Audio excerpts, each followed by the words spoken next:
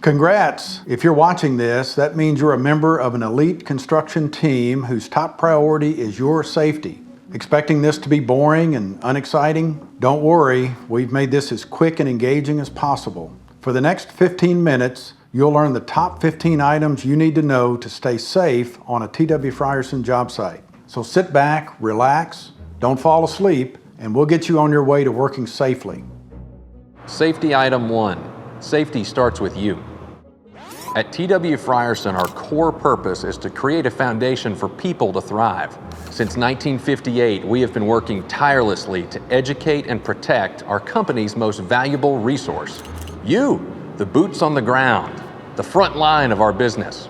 We want you to be safe and have a great day on the job site, because a great day is a safe day, and a safe day is a great day.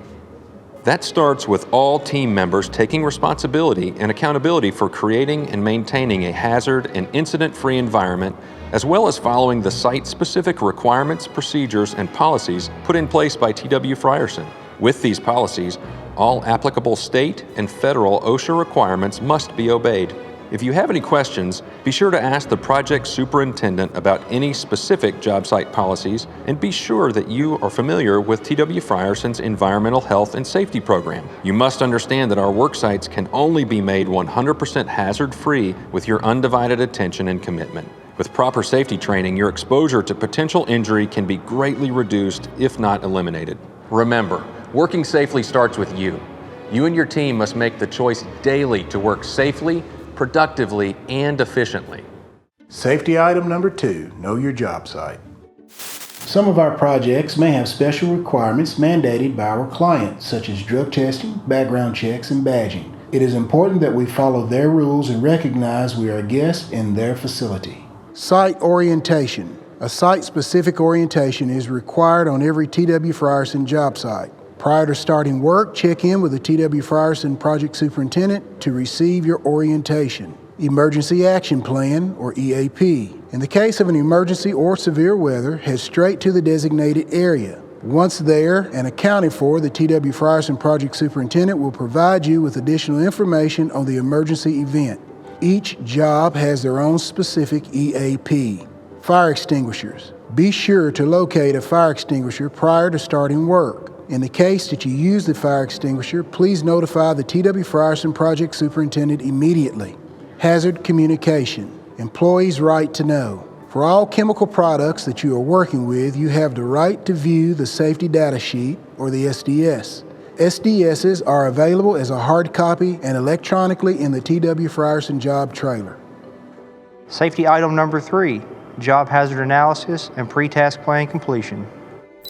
To highly reduce the chance of an incident occurring, do your best by thinking ahead of any hazards or safety threats. You must submit your company's job hazard analysis and have it signed off in EMOD prior to beginning work. A pre-task plan ensures that T.W. Frierson best cultivates an incident-free work environment. It will be completed daily on EMOD by the designated qualified person on your crew.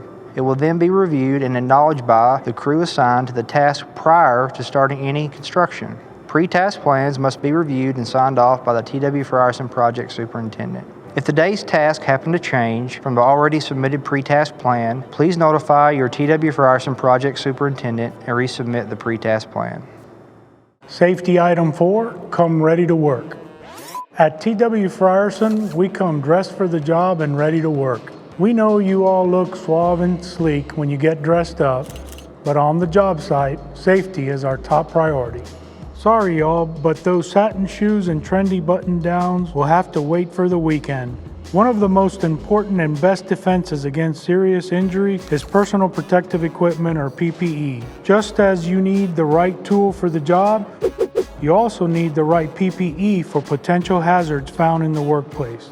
PPE is the last line of defense for potential hazards.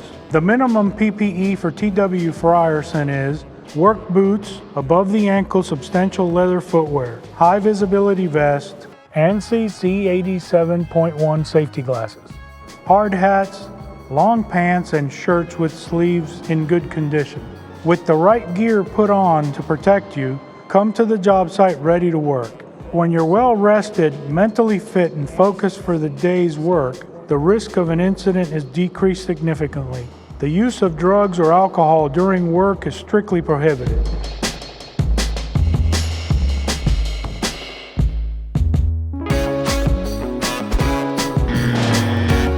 And if you're thinking about sharing the latest music hit on the job site, the use of radios, headphones, or other audio devices is not allowed. Mobile technology is an incredible thing, especially since the age of smartphones. With that in mind, mobile phone use is not permitted in work areas and should only be used in office trailers or break areas. It is acceptable for superintendents and foremen to use their mobile work phones in the fields for work purposes, but playing games, looking at social media, or texting is not. Each of us have lives outside of work, and we understand that family emergencies do arise. If you need to take a call or are expecting a call, notify your supervisor. Ensure you are not in a work area before making or taking a call.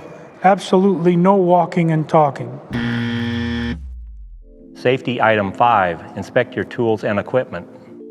Before you start work, be sure to check that all the operating conditions of your tools are safe. Some key areas to observe are the handles, edges, power cords, hoses and connections, switches, guards, triggers, casings, and attachments. Make sure that no tools are modified without factory approval.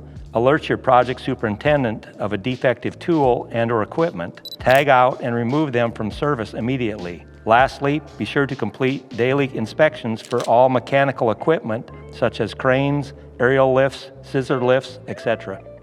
Safety item 6, report unsafe conditions, incidents, and near misses. At TW Frierson, we aim to achieve 0 incidents and injuries. Our goal is to virtually eliminate any potential for harm, to keep you and your teammates as safe as possible. In the event of any injury, incident, near miss, equipment, or property damage, an incident investigation will be conducted. Immediately report any mishap or injury to your project superintendent, including near misses and those incidents requiring only first aid. You will be expected to cooperate with such an investigation to the extent which you were involved, or if you witnessed the incident. Remember, the purpose of an investigation is to determine the root cause of the incident as to prevent something similar from happening again. Never be afraid to speak up and always report any unsafe condition, incident, or near miss. Everyone on site has a stop work authority, and it should always be implemented immediately if there's any chance of danger at any time in any situation. When in doubt, an emergency response should be called out. Safety item 7, certifications. All crew members must possess and provide proof of training and/or certifications for the work activity you have been asked to perform. Proof of training can be provided through eMod or by presenting your up-to-date certificate.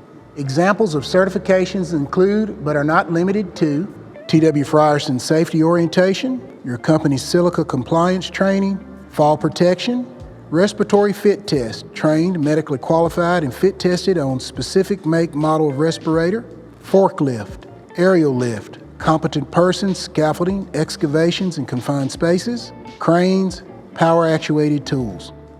Safety item number 8, hot work, permitted work. Permits must be completed and approved prior to the following activities. Hot work, scaffold erection and use which are inspected daily by competent person, trenching and/or excavations, crane or aerial lifts, confined space entry. The purpose of these permits is to ensure that your crew can complete the task safely without injuring themselves or others around them.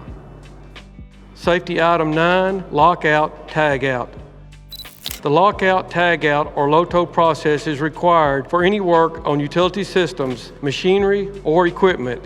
Energy sources include electrical, mechanical, hydraulic, pneumatic, chemical, thermal, or other sources in machinery and equipment can be hazardous. LOTOs are used to prevent unexpected operation and the potential for injury or damage.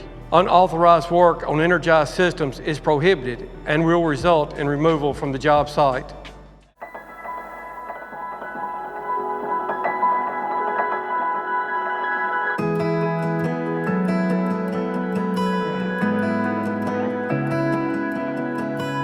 This next section is extremely vital to your overall safety.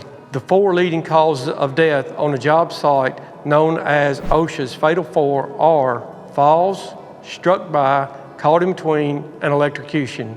At TW Frierson, we want to educate and train you on these severe hazards so that you can arrive at, work at, and leave the job site knowing that everyone's as safe as possible. Safety item number 10, falls. Fall-related incidents are the most common cause of fatalities. We can avoid many of these instances by paying attention to the following. While working from heights, be sure that leading edges, wall and floor openings are protected by guardrails and covers. In addition, the use of fall protection equipment may be necessary. Proper training, daily inspection of fall arrest and/or restraint equipment is required. When working on the same level, cover holes, remove tripping hazards, and keep the walking area free and clear of debris and materials. Before working off a ladder, be sure to inspect the ladder for proper working condition and always maintain at least 3 points of contact. Safety item 11, caught between and struck by.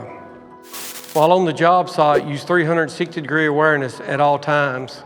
There are lots of moving pieces on a job site that can cause serious injury or death if struck by or caught between.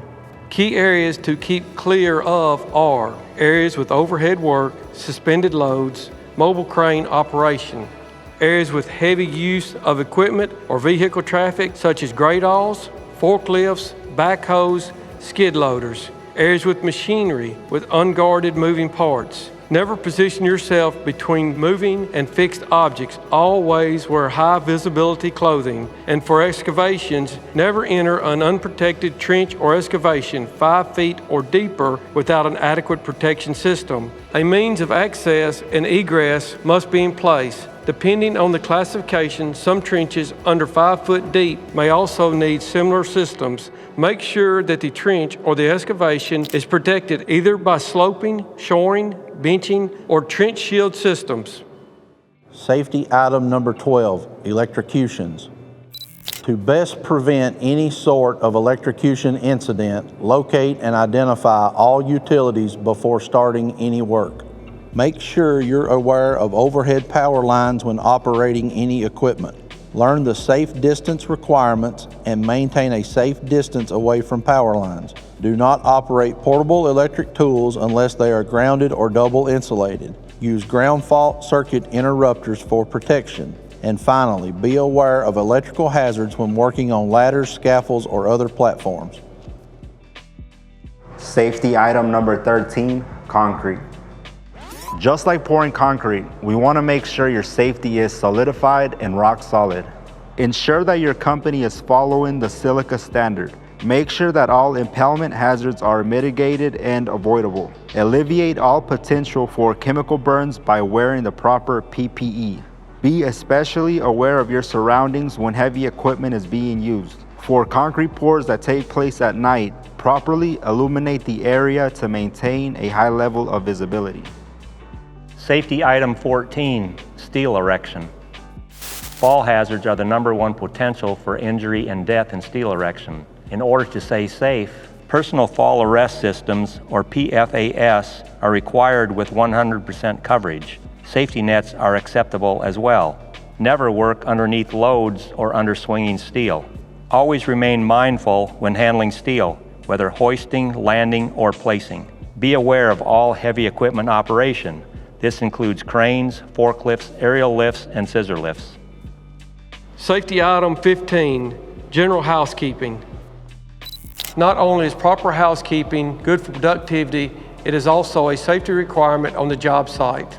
Poor housekeeping can lead to blocked passageways, stairs, and emergency exits. Loose tools, materials, boxes, cords, cables, and hoses lead to slips, trips, and falls, as do material piles and protrusions. You have direct control over housekeeping and the prevention of housekeeping incidents. Tobacco use, eating, and drinking on a job site will be at the discretion of the project superintendent. The best practice is to pick up and to clean up as you go.